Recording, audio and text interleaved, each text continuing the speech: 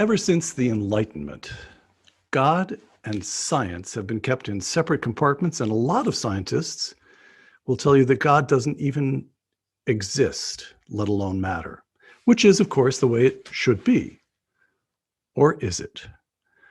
Today on Uncommon Knowledge, Dr. Stephen Meyer on his new book, The Return of the God Hypothesis.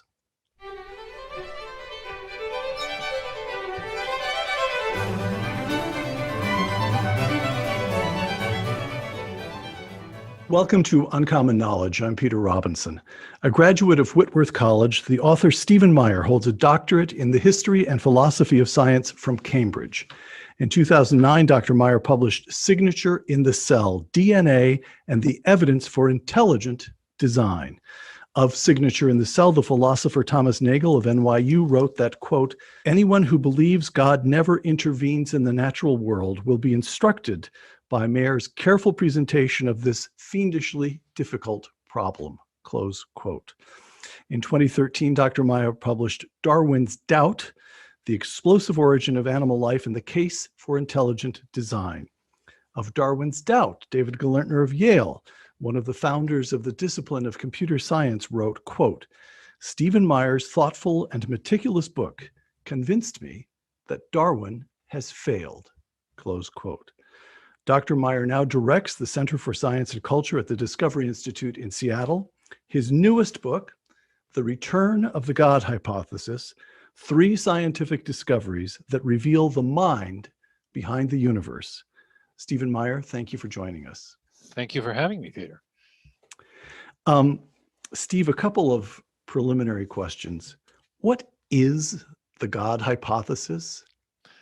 Well, the God hypothesis is the idea that the postulation of the existence of God provides explanatory power with respect to observations we can make about the natural world. And in the book, I argue that that the God hypothesis provides superior explanatory power over and against other competing metaphysical hypotheses or worldviews, whether it be deism or materialism or pantheism or some other things that I consider in the book as well. Another preliminary sort of question here is, biologist Richard Dawkins, quote, the universe we observe has precisely the properties we should expect if there is at bottom no design, no purpose, no evil, no good, nothing but blind, pitiless indifference, close quote. Mistaken, but you can sort of see his point, or demonstrably mistaken? Well, mistaken but beautifully framed. This is, in a sense, the money quotation that I use in the book to frame the argument, because what's implicit in Dawkins's quotation is that a metaphysical hypothesis, what he means by blind, pitiless indifference, is, after all, the philosophy of scientific materialism. That metaphysical hypotheses are every bit as testable in their own way as scientific ones. We can judge the merits of a metaphysical hypothesis, of a worldview, by looking at the world around us to see if it matches the expectations, what we think should follow if that hypothesis were true. Dawkins says that the universe that we observe has exactly the properties we should expect if scientific materialism is true. Scientific materialism being that worldview that affirms that matter and energy are the thing from which everything else comes, and that matter and energy are eternal and self-existent and required no prior creator or creation. And in the book, I appreciate Dawkins for framing the argument that way, but then take him head on and ask the question, is that true or not? And argue that in fact, the universe has precisely the properties we should expect if there was intelligent design built into the universe, and indeed intelligent design that has a theistic source. So the subtitle is 3 discoveries, 3 scientific discoveries that effectively have changed everything. But before we get to those 3 discoveries, you spend a portion of your time at the beginning of the book elucidating the old or the original relationship between science and theology. Theology here in the Judeo-Christian view of theology. And I'd like to take a moment or two to go through these points because I found them so striking. This is not what one hears in the usual debates. You quote the historian of science, Ian Barber, quote, "Science in any modern form arose in Western civilization alone. Well, that's politically incorrect. That's a dangerous assertion right there. Science in its modern form arose in Western civilization alone among all the cultures of the world because only the Christian West possessed the necessary intellectual presuppositions, close quote. So let's take the first and outrageous suggestion that science arose in the West. What about the advanced aspects of Chinese civilization, mathematics, architecture, and so forth? They had those for at least a few millennia, depending on how you count, before the West did, or the Islamic civilization, which reached a high point in reading and interpreting classical texts, working out mathematics, algebra, all of that, while the West was in its dark ages. What about all that? Well, this is it may be a controversial point in the current climate, but almost all historians of science have observed the same thing, that modern science, in the sense of a systematic method for interrogating and investigating nature, arose uniquely in a Judeo-Christian milieu in Western Europe, roughly between 1300 and 1750, with a particular focus on the period of time from 1500 to 1750, often called the Scientific Revolution. It is absolutely true that there have been many advanced civilizations. The Chinese invented gunpowder. They had advanced forms of military weaponry. They had organized cities and city-states. The Romans built roads and aqueducts and so forth. But this actually highlights what was unique in the West. The material conditions of doing science were present in many cultures.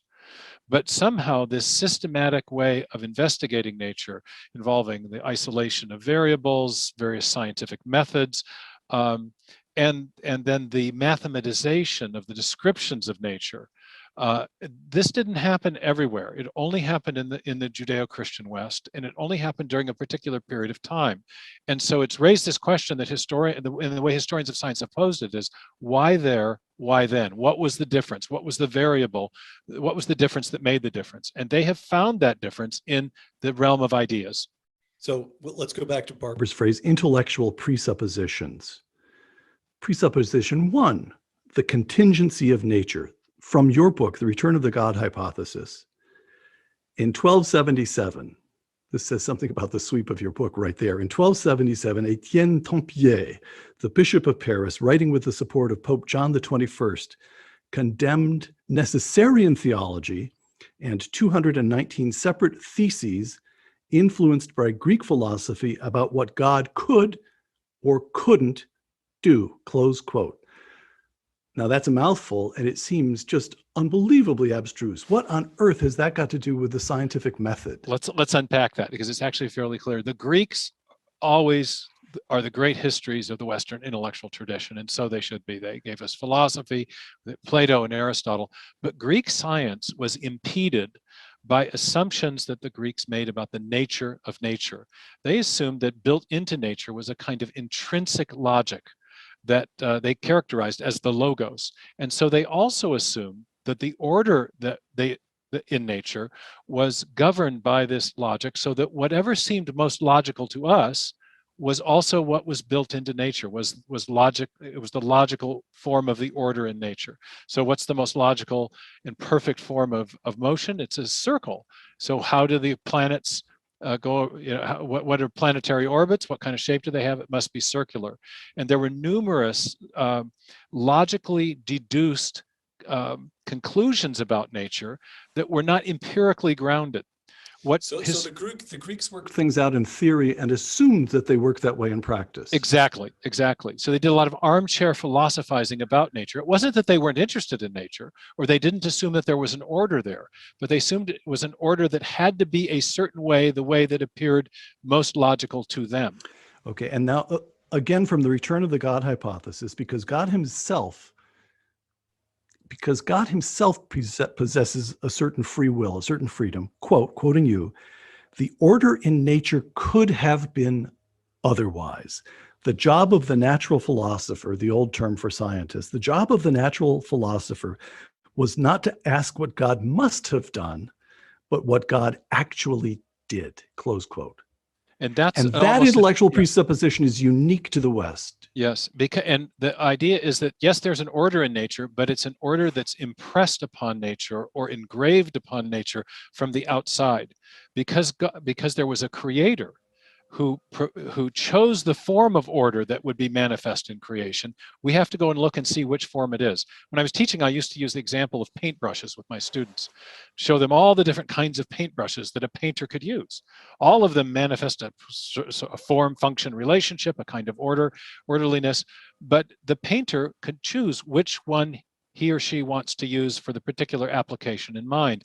In the same way, God could, in providing, for example, the law of gravity, could have chosen to had a gravitational attraction much stronger or weaker. It has an inverse square law in Newton's formulation, but it might have been an inverse cubed law. It might not have had an exponent in the denominator at all. It could have been entirely different. There's an order, but which order is up for us to go and to discover. And that quote that you just attributed to me is almost a direct paraphrase of Robert Boyle, who said that the job of the natural philosopher is not to look at what God must have done, not to decide what God must have done, but to go and look and to see what he actually did do. So that was the shift. Yeah. The following question would only occur in the West. And that question is, this is interesting. Let's see what the big guy actually did here. Mm-hmm. This gives rise to the Western emphasis on actual observation. Go look and see. Go look and see. It becomes an empirical science rather than a deductive or philosophical approach to studying nature. Presupposition 2, the intelligibility of nature. Again, I'm quoting from the Return of the God hypothesis. Modern science was inspired by the conviction that the universe is the product of a rational mind who designed it to be understood and who designed the human mind to understand it. You go on to quote the 17th century astronomer Johannes Kepler, quote, God created us after his own image so that we could share in his own thoughts, close quote. Now that seems to me almost to be stepping a step or two in the direction of a kind of feel-good 21st century psychobabble view of Western theology, but it's not. And yet it was a crucial idea, because it's actually very hard to discover the order of nature. It's not an easy thing to conduct experiments. There has to be an instinctive confidence that there is a secret there in nature to be revealed, to motivate people to do the hard work of investigating or interrogating nature. And this conviction that nature had an intelligible order that was the product of the rational mind of the creator, the same creator who made our minds and had endowed our minds with a rationality that enabled us to understand the rationality and the design and the order built into nature. So that's what gave us confidence, or that's what the theology that the theology that human beings are distinctive, that we alone, this notion about being made in God's image, in one way or another, not dogs or cats or fish or any, but human beings can understand, that's vital here. We've been made this, it was the Judeo-Christian idea that we've been made the stewards of this is also politically incorrect, of course. Yeah, right, of course. One long continuum from amoeba to human beings. Human beings are different. Well, I thank you for pointing that out. Yeah, right. Yeah, exactly. No, it's absolutely human exceptionalism, if you will. That there's something unique about the intellectual and cognitive capabilities of human beings that allow them uniquely to understand the design and the order and the rationality built into the natural world. Okay, so intellectual presupposition number 3, and this is 3 of 3, so it's the last one: human fallibility. On the one hand, human beings are created in the image of God so they can understand. On the other hand, to quote you note the Christian doctrine of original sin, humans are vulnerable to self-deception, flights of fancy, and jumping to conclusions. Scientists must therefore employ systematic experimental methods, close quote. Explain that.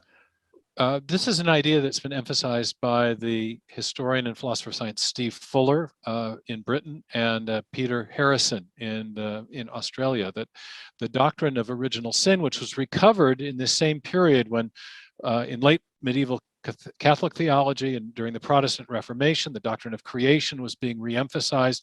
With that came also the doctrine of the fall of human beings, and therefore the idea that that fall affected our cognitive capabilities. We were capable of understanding the rationality and design of nature, but we were also capable of flights of fancy, of deceiving ourselves, of self-deception, and therefore it was necessary to test our theories against nature. And this again gave an impetus to observation. We could think of all kinds of different ways that nature might be. It was important to find out what nature actually was like in its reality. And to do that, methods of testing were developed. And so when we think of testability as a crucial aspect of scientific investigation, this is part of where it came from. All right, so we've got this notion that nature is contingent. It could have been different, and the only way to figure out what it is to observe it. That humans being human, they can actually get someplace, they can understand, but humans being human, they'd better double check those observations. That's why we have peer-reviewed journals, roughly speaking. Yes, exactly. These are systems of accountability that are built in to check our own capacity for either self-deception or simply missing things. Okay, so what I find so striking here is, I mean, I'm used to the idea, I'm used to books and arguments where science has its realm, religion has its realm, but you make a much stronger argument that science as we understand it arose from a distinctively Judeo-Christian worldview. And that, so the next question is, what happened? We've already quoted Kepler, God created us after his own image. Newton is explicitly and unashamedly, in fact, unselfconsciously a believer. He writes effectively, how did God do this? What was going on here? How do we test this? But he assumes we could argue about exactly what the characteristics of his God are, but there is an omniscient that he assumes, omniscient He makes God. all those same presuppositions that we just discussed, but then he also sees in the scientific realm that he's investigating, in the realm of nature that he's investigating, evidence for design. So in the general scholium to the Principia, the theological epilogue that he writes to his great masterpiece on gravitation, he makes a design argument about the initial condition fine-tuning, the setup job that was required to create stable planetary orbits. And in this memorable passage, he says, this most beautiful system of sun, planets, and comets could only proceed from the counsel and dominion of an intelligent and powerful being. Now, this is written in one of the greatest works of physics ever written, and yet there is a deep theological reflection, a design argument in these, which is a form of natural theology, but he also brings to bear a theology of nature. That is to say, he's bringing theological presuppositions to bear in the whole framing of the inquiry. All right. And then it all falls apart. The return of the God hypothesis. The success of new scientific theories in the 18th century, you begin there, about astronomical, geological, and biological origins contributed to the rejection of theism as an explanatory framework. Explain that. They feel they no longer need a God to explain phenomena that they observe in nature, no longer useful, or they must reject God. Explain well, that. It becomes a little of both. And the shift starts with Enlightenment philosophy in the 18th century, and then many of the theories, especially theories about origins, scientific theories in the 19th century. I tell the story of Pierre Laplace in the book, who is summoned to receive commendation before the French Emperor Napoleon for his great work, The Celestial Mechanics.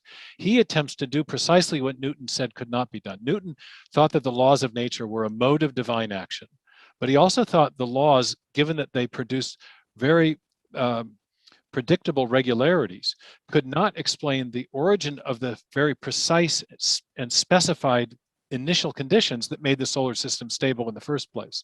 And that required an initial act of design or creation that could not be explained as the result of a regularity or a law. Laplace came along and attempted to explain the origin of the solar system without such initial acts of design. And then there were other theories in geology, and of course in biology with the origin of species and Charles Darwin, and the way his ideas were extended to explain both the origin of human beings in his book Descent of Man, and to explain even the first life by other early evolutionary biologists in the late 19th century. So that by the end of the 19th century, you had this kind of seamless materialistic narrative about where everything had come from the origin of the solar system to the great geological features on Earth to the origin of the first life and subsequent forms of life, without any reference to a designing intelligence or a creator of any kind. And that combination of theories gave rise to a larger kind of worldview known as, to scholars, as scientific materialism. And there were other thinkers in that era, Freud, Marx, Huxley, who contributed to this grand materialistic synthesis by the end of the 19th century. You write, Darwin, Marx, Freud, Huxley, quote, "Science seemed to answer many of the deepest worldview questions that heretofore Judeo-Christian religion had answered. Science no longer needed to invoke a pre-existent mind to explain the evidence of nature," close quote. Okay, so I just want to say for our viewers, there's a lot in your book. It's over 400 pages of close argument, and we're just getting started. I can't begin to do justice to the book in video. Just can't do it. So one of the many pleasures of this book is this historical tour de force. Before you get to the three scientific discoveries, which we will get to in just a moment, you give us about 5 centuries of history of science. All right, which brings us to the present. We've already quoted Richard Dawkins, biologist. Here's David Barash, if I'm pronouncing his name correctly, of the University of Washington. He wrote a piece in the New York Times about the talk he gives to his students each year. Quote, "As evolutionary science has progressed, the available space for religious belief has narrowed," close quote. Now that's a little bit different from saying science no longer needed to resort to an omnipresent, all-knowing first mover. Now it's saying that as science progresses, it squeezes out any legitimate possibility of religious belief. Correct? That's not only the opinion of Barash and many of the so-called new atheist writers, but public opinion polling data show that it's increasingly the opinion of many young people. We have this phenomenon that the pollsters are picking up. They call it the rise of the nuns, the religiously unaffiliated agnostic and atheistic young people between 18 and 33 in that kind of age cohort. And when you probe deeply with that group of young people, you find that science has played an outsized role in cementing that disaffection with religion and with belief in God. In fact, 2/3 of the young atheists surveyed in one poll said, quote, affirm the following statement: the discoveries of science make belief in God less probable. And so this is the kind of direction that we've been going in the popular culture. And the argument of the book is that this move towards agnosticism and atheism is unnecessary, especially if it claims to be grounded in science, because the scientific evidence is actually pointing in the opposite direction. Okay, which brings us to the first of these 3 great scientific discoveries, the origin of the universe, the Big Bang. I quote you, "Advances in astronomy and cosmology have established that the material universe had a definite beginning in time and space, suggesting a cause beyond the physical or material universe." Now, it's possible to stop right there and just spend an afternoon thinking about that. But the universe began. This is, of course, what it calls to mind from the theological point of view is Genesis, but it had a specific beginning. All right, I think I understand that. You may add a sentence or two on, that's a mid-20th century, early to mid-20th century development. Scientists, it's now pretty solidly, widely accepted, I think, correct, from your book? Correct, although there are attempts to circumvent the conclusion. And one of the things I do in the book is to show that even those attempts within theoretical physics to circumvent the beginning themselves end up having implicit theological, or have theological implications. Okay. So the universe began, Right. which is a thought that's hard to get one's mind around in the first place, my little mind anyway. Why does that suggest a cause beyond the physical or material universe? I mean, Steve, things just happen sometimes. Well, one of the basic principles of rationality is the principle of causality, that everything that begins to exist must have a cause. This is presupposed in every attempt we make to make sense of the world scientifically or otherwise.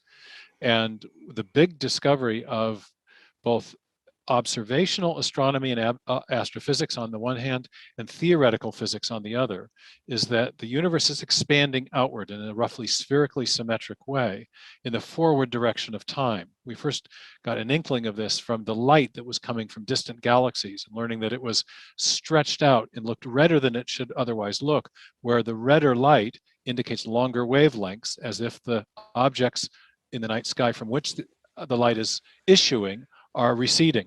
So if the universe is expanding outward in the forward direction of time, then as we back that time scale up in our mind's eye, if we back extrapolate, then the matter would be getting closer and closer together. The space would be getting more and more tightly curved, because this is the contribution from theoretical physics. Einstein's theory of general relativity, published in 1915, asserted that gravitational force is a consequence of massive bodies curving space around those massive bodies.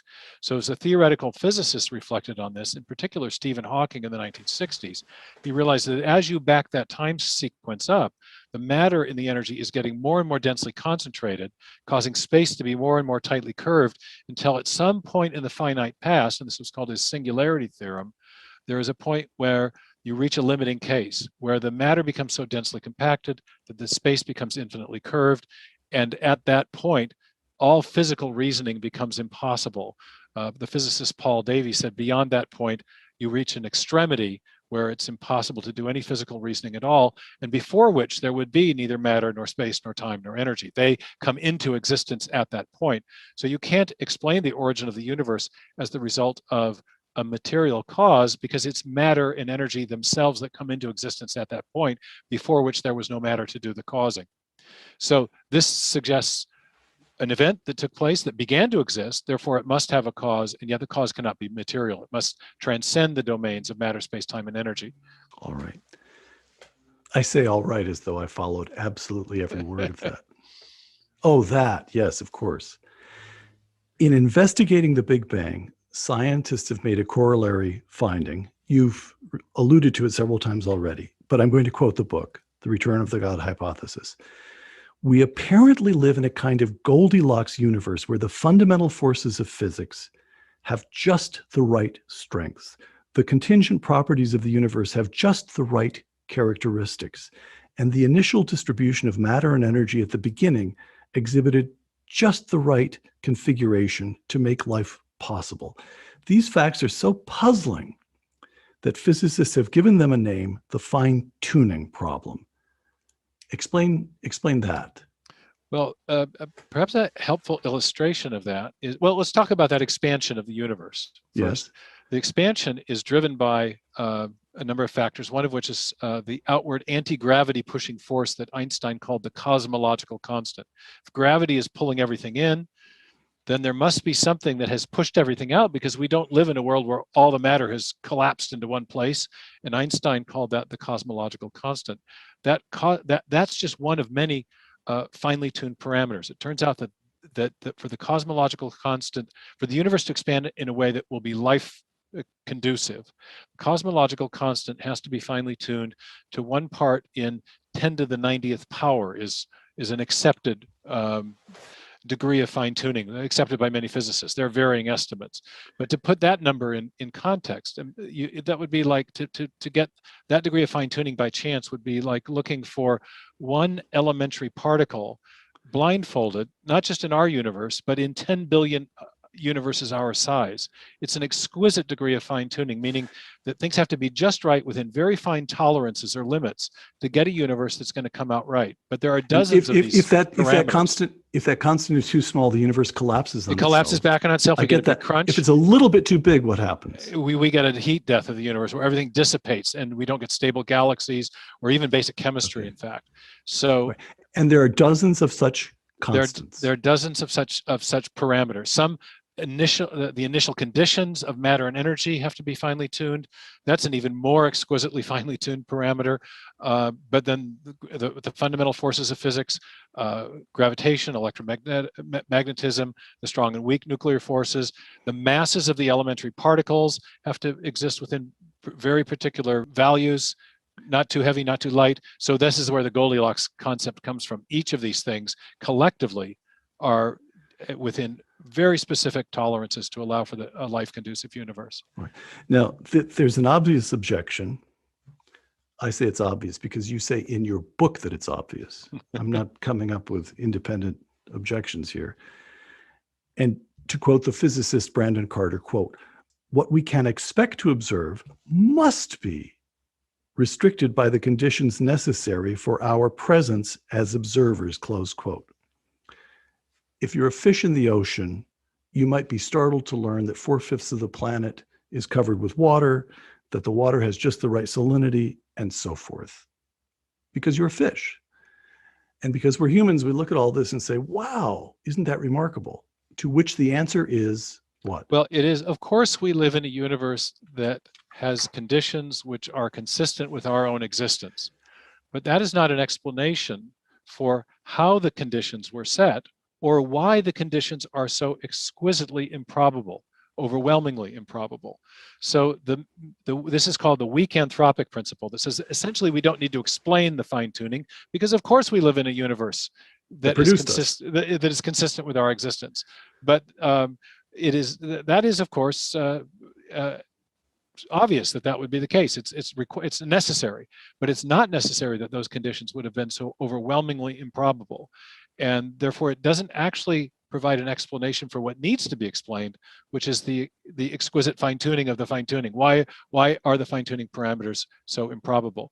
There's a great philosopher of physics named John Leslie who's come up with an illustration to illustrate the fallacy here. He says, imagine that you are part of the resistance. You've been captured by the Nazis. You're in prison camp. They put you up against against the wall. You're now facing a firing squad of 100 Nazi marksmen, and the command is given: ready, aim, fire.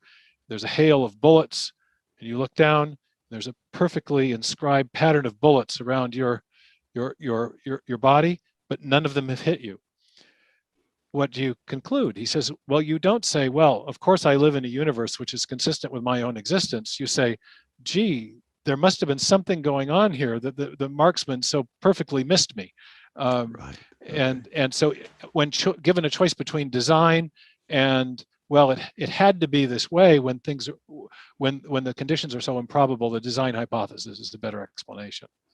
All right. We go from inconceivably vast to unimaginably small. The DNA Enigma. In 1953, Watson and Crick discovered the basic structure of the DNA molecule. The return of the God hypothesis, quote, due in large measure to the discovery of the information-bearing properties of DNA. Information-bearing. Fascinating to me. I think of it as little twisted molecules, and all right, we'll come to this in a moment. Given the discovery of the information-bearing properties of DNA, the materialist understanding of life has begun to unravel. Scientists have become increasingly aware that there is at least one appearance of design in biology that has not been explained by natural selection, the information present in even the simplest living cells, close quote. So why is that such a problem for the materialist view? Well, a little bit more on the discovery, and then I'll explain the problem. Watson and Crick elucidate the structure of the DNA molecule in 1953. In 1957, 1958, Crick, on his own, puts forward something called the sequence hypothesis, in which he proposes that the chemical subunits called bases or nucleotide bases that run along the interior of the twisting helix are four different amino proteins, right? Amino acids are in the proteins. The nucleotide bases are the constituent parts of the DNA. And these nucleotide bases are functioning like alphabetic characters. They are literally providing instructions for arranging the amino acids that build the proteins. So what they end up discovering, and Crick's hypothesis is confirmed. It's code. It's code. What we have now, it's not that the nucleotide bases, their function is not determined by their physical properties, their shapes, their masses. It's determined by their arrangement in accord with an independent symbol convention, later discovered and now known as the genetic code. And so what we have is a sophisticated information storage, transmission, and processing system at the heart of every single cell. And Bill Gates, our local hero here in Redmond, has said that the DNA is like a software program, but much more complex than any we've ever devised. Richard Dawkins himself has acknowledged that the DNA contains machine code. Leroy Hood, the biotech pioneer, simply calls DNA chock full of digital code. We have an information-bearing molecule. What we know from our uniform and repeated experience, the basis of all scientific reasoning, is that whenever we find information, whether it's in a section of software or a paragraph in a book or a hieroglyphic inscription or even information embedded in a radio signal, and we trace that information back to its ultimate source, we always come to a mind, not a material process. The software program requires a programmer. The information in DNA, I argue, requires a master programmer. Now, to justify that conclusion, I have to examine the various materialistic attempts that have been made to explain the origin of information. I did that first in the book, Signature in the Cell, but I reprise some of those problems with materialistic attempts to explain the origin of information, whether they're based on chance or principles of law or necessity or some combination of the two. But it is universally recognized within origin of life research that the information problem has not been solved, even as prominent an advocate of scientific atheism and neo-Darwinism as Richard Dawkins has acknowledged that, quote, no one knows how life arose from a strictly materialistic chemical evolutionary process. Okay. We begin vast, we go very small, and now we go very, very old. The Cambrian or Cambrian, the Cambrian Explosion. Either way, it's potato, yeah, but potato. Listen, I'm going to take it the way you pronounce it. I always say Cambrian, but you'll Cambrian, find done, yeah, done, yeah. We're done. The return of the God hypothesis, quote, Darwin presented the history of life as gradually unfolding. In this view, novel animal and plant species arose from a series of simpler precursors and intermediate forms over vast stretches of geologic time. But during the Cambrian explosion, beginning about 530 million years ago, most major animals first appear in the fossil record in a geologically abrupt fashion. Although the Cambrian explosion of animals is especially striking, it is far from the only explosion of new living forms. The first winged insects, birds, flowering plants, mammals, and many other groups also appear abruptly in the fossil record, close quote. So explain that. Well, in my previous book, Darwin's Doubt, I addressed this question in a full book-length treatment, but I addressed two separate mysteries that arise from this. One is the obvious one of the missing ancestral precursors in the fossil record that should be there, but aren't there. Should be there if there was a gradual unfolding of life in the manner of a Darwinian tree. But the deeper mystery that I make much more of is the mystery of, essentially it's an engineering problem. How would the evolutionary process build these new and distinct animal forms, given what we now know about the primacy of information in living systems? If you want to give your computer a new function, we know that you have to provide new code. Same thing turns out to be true now in the biological realm. If you want to build a new form of life from a pre-existing form, or if you want to build the first living cell from non-living chemicals, in both cases, there needs to be an infusion of information. Where does that information come from? That question has not been answered adequately by either chemical evolutionary theories about the origin of life or biological evolutionary theories about the origin of subsequent forms of life and major innovations in the history of life, such as these new animal forms that arise in the Cambrian, and as I mentioned in the book, in other places up and down the rock column as well. All right. This brings us, again, this is something you've already touched on in a couple of places, but let's be explicit about it.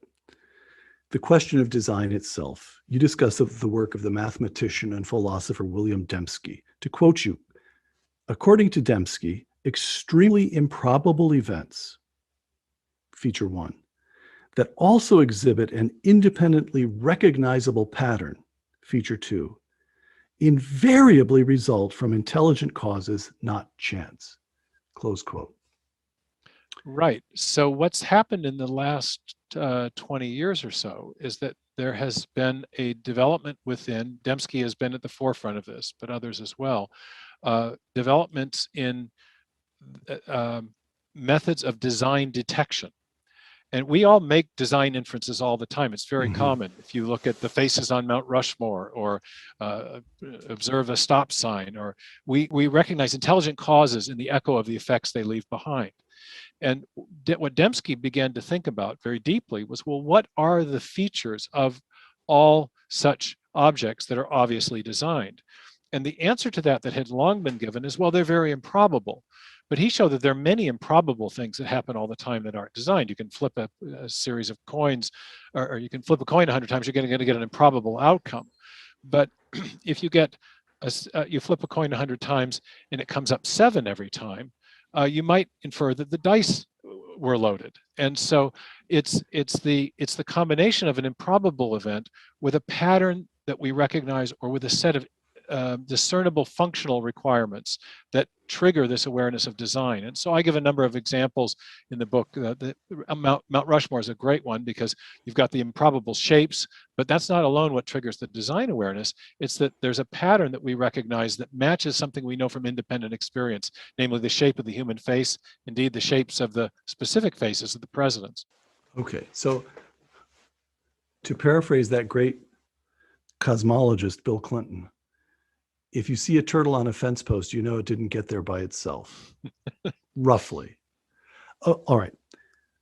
The universe had a beginning and was finely tuned to permit the emergence in a way that permitted the emergence of life.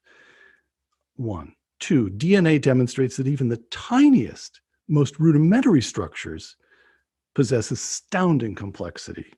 3, the Cambrian Explosion shows that at intervals, new forms of life simply burst into existence. And this suggests or requires, you adjust this, some kind of, I'm trying to avoid using the word God, but this suggests certain properties, omniscience, omnipotence. How do you end up with God? Let's start with designing intelligence, because the first 2 books I wrote were making an argument for intelligent design without attempting to identify the nature of the designer. We know from our uniform and repeated experience that it requires that mind is the only known cause of the generation of large amounts of specified information, especially when we find it in a digital or alphabetic form, as we do in the molecules that make life possible. So from the discovery of the functional digital information in living systems, I inferred that a designing intelligence must have played a role in the origin and subsequent development of life. But I didn't attempt to identify the designing agent involved. Many of my readers wanted to know, well, who do you think the designing intelligence is, and what can science tell us about that question? And so to address that question, I broadened the range of phenomena under consideration. And instead of looking just at the evidence of design in biology, I also looked at developments in physics and cosmology about the origin and fine-tuning of the universe. And because one of the proposed identities of the designing intelligence responsible for life is that it was an immanent intelligence within the cosmos. Even Francis Crick and Richard Dawkins have floated that idea that maybe life was seeded here on Earth because it was so difficult to get life going here. Maybe it started someplace else, and that life form evolved and eventually became very intelligent and seeded some simple cells on planet Earth.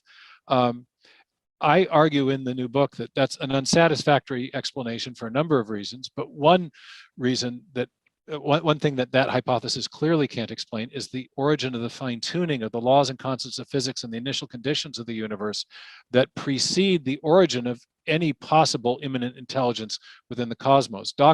When Dawkins proposed this, he suggested that such a being would have evolved by purely natural processes, but no being within the cosmos can be responsible for the fine-tuning of the laws and constants of physics upon which its very origin and evolution depend. And so the fine-tuning points not to an immanent intelligence, but requires instead, as a condition of its explanation, both an intelligent cause, but one which also lies beyond the boundaries of matter, space, time, and energy, one which is transcendent. And so when you bring in the evidence for the beginning of the universe and for the fine-tuning of the universe from the beginning, I think this precludes the idea of an immanent intelligence within the cosmos and points rather to a designing agent which transcends the universe, but then because of the biological evidence is also active in the creation. So we have not a deistic creator, not a space alien, but rather a theistic designer that has the attributes that Jews and Christians have always ascribed to God. All right. The biologist Richard Dawkins, the quotation with which we began, quote, "The universe we observe has precisely the properties we should expect if there is at bottom no design," close quote.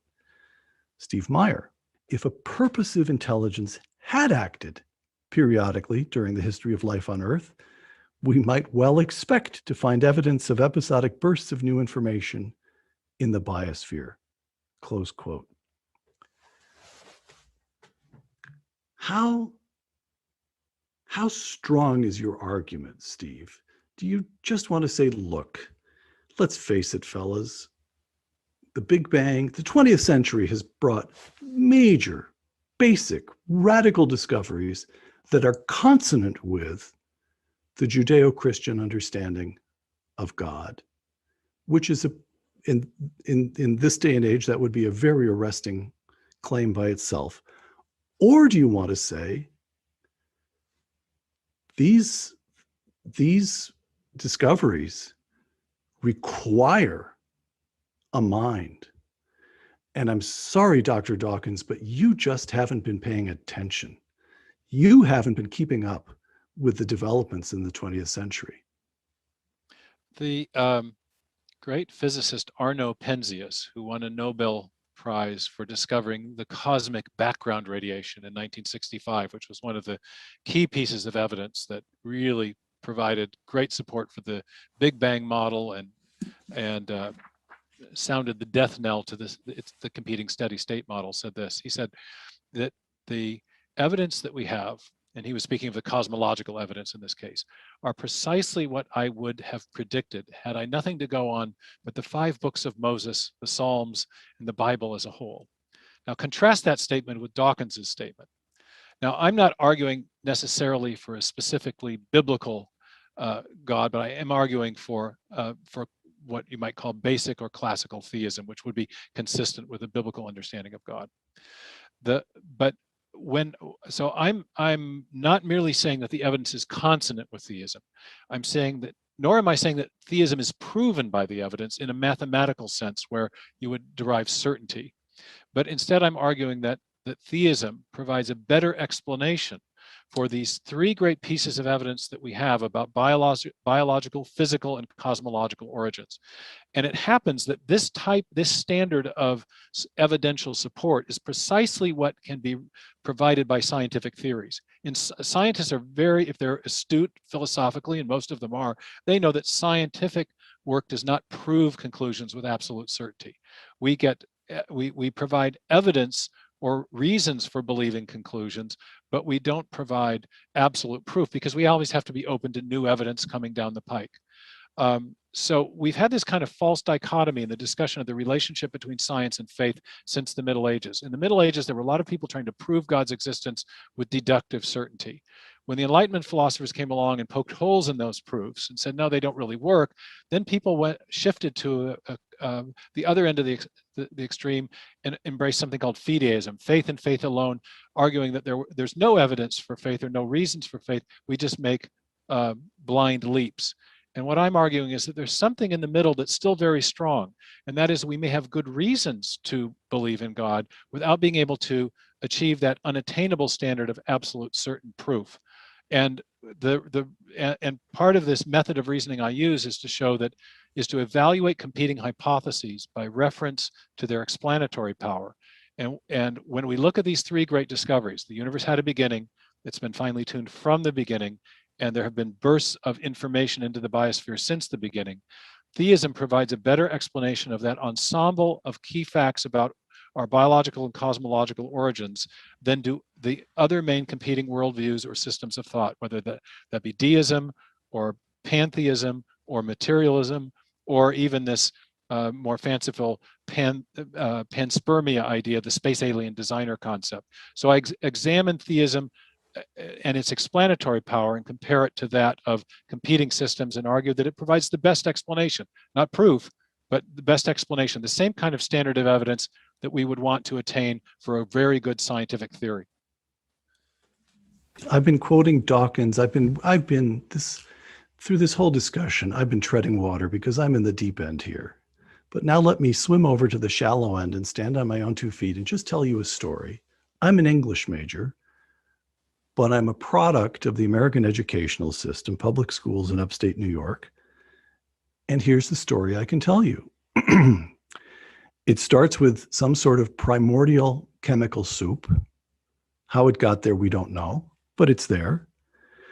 And this comes into being in one corner of some vast universe. Again, how it got there, we don't know, but we don't care. And then there's some sort of natural event. I seem to recall being told that it was a lightning strike.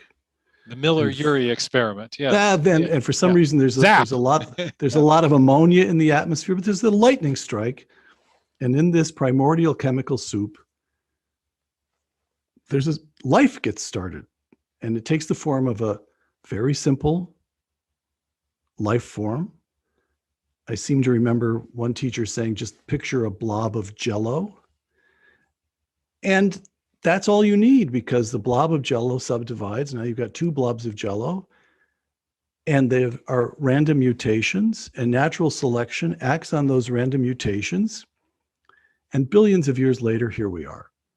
Now, you may believe in God if you want to, but he just doesn't come into the story.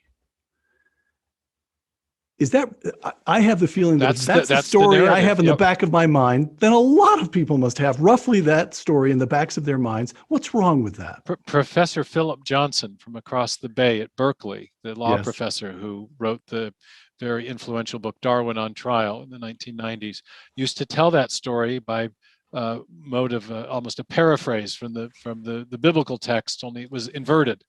Instead of "in the beginning was the Word," it was "from eternity past were the particles and the energy, and the particles arranged themselves into more complex chemicals, and the chemicals arranged themselves into the first cell, and the first cell evolved by Darwinian processes to produce more and more complex forms of life, and then one of those forms of life, namely human beings, conceived of the idea of God." And so in this materialistic narrative, you do have God, but God only is a concept in the mind of man. Remember your Freud. God didn't create man. Man created the idea of God.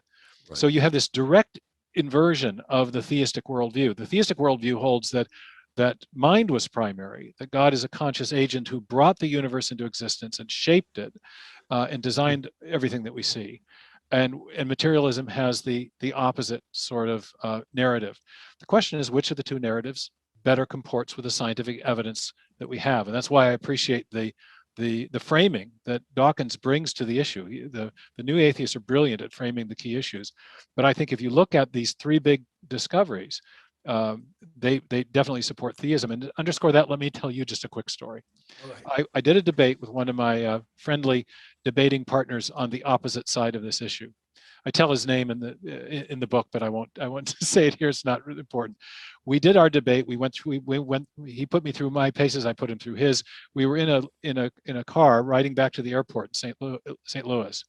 And this particular debating partner always starts by telling his deconversion experience, how he was raised in a religious home, how he rejected his belief in God as a result of science. And in the car, I asked him, well, what was it specifically about science that caused you to reject your belief in God? And he said, well, it's just the general success of science, its ability to unpack the DNA molecule and discover the Big Bang. And I said, well, wait a minute, friend. In our debate, you acknowledged to me that you didn't actually have an explanation for the origin of the information in DNA. We theists love the discovery of DNA too, but you haven't explained the crucial thing about it, the origin of the information. He says, well, yeah, that's right. But and what about the fine tuning? I said, and he said, well, there's the multiverse. And I said, but do you really believe in all those multiple universes out there that can't be detected? And he said, nah. And I said, well, what about the problem of consciousness? And then he says, okay, stop piling on.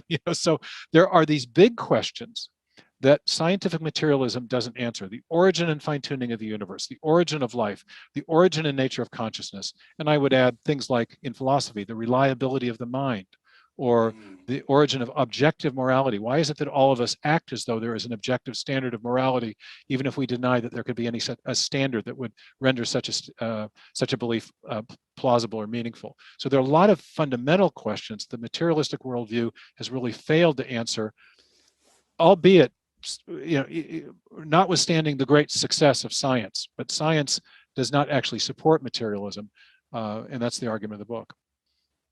Steve, you quote the astrophysicist Robert Jastrow, quote, "Science has had extraordinary success in tracing the chain of cause and effect backward in time. For the scientist who has lived by his faith in the power of reason, the story ends like a bad dream. He has scaled the mountains of ignorance. He is about to conquer the highest peak. As he pulls himself over the final rock, he's greeted by a band of theologians who've been sitting there for centuries," close quote. But what strikes me in that, very witty, sums up a great deal, but he says it ends like a bad dream. Why, if it offers a better explanation, should theism strike scientists as a bad dream? Or let me put it another way. Why does Steve Meyer, who has written now 3 carefully reasoned, thoroughly footnoted works of scholarship, why does Steve Meyer get dismissed as some kind of snake-handling yokel? And why? There's something going on here that isn't just searching in an honest, good faith manner for the best arguments, isn't there? This is the shift that we were describing in the beginning of the interview, that this wouldn't have been seen as a bad dream to Newton, Kepler, and Boyle, that science was revealing the reality of God or was confirming an expectation of a theistic worldview, which is, I think, the gravamen of the Jastrow quote. But somewhere in the late 19th century, the idea of science, reason, and non-belief were all equated, such that it was assumed that if you were going to make progress in science, it would be outside of or independent of any kind of theological framework, and that we could explain everything by reference to purely materialistic causes.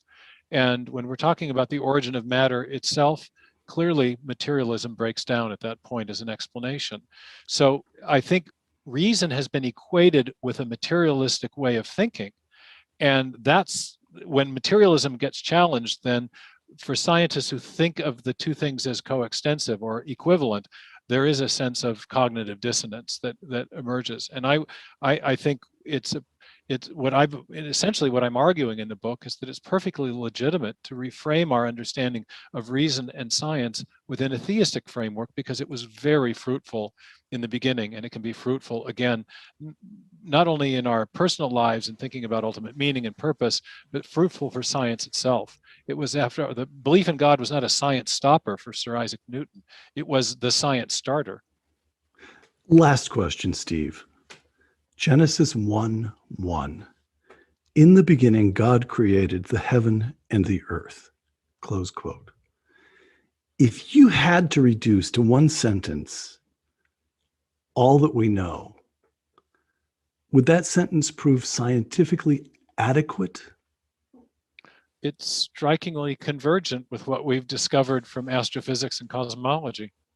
The first three words of the Bible are, after all, in the beginning. And I've even had physicists tell me that, the idea that there was light first and matter second, which is affirmed implicitly in that passage, is what we understand from our standard models of particle physics and our most cutting edge thinking about the early evolution of the universe from the beginning forward. So it's okay by me, okay by a lot of scientists. Yeah, yeah. I mean, and this was the point of the statement by Arno Penzias, that the discovery of a beginning was what you would expect on that theistic view that has God creating the universe in the beginning. Steve Meyer, author most recently of The Return of the God Hypothesis. Thank you. Thank you for having me on, Peter, and for the terrific discussion. For Uncommon Knowledge, the Hoover Institution, and Fox Nation, I'm Peter Robinson.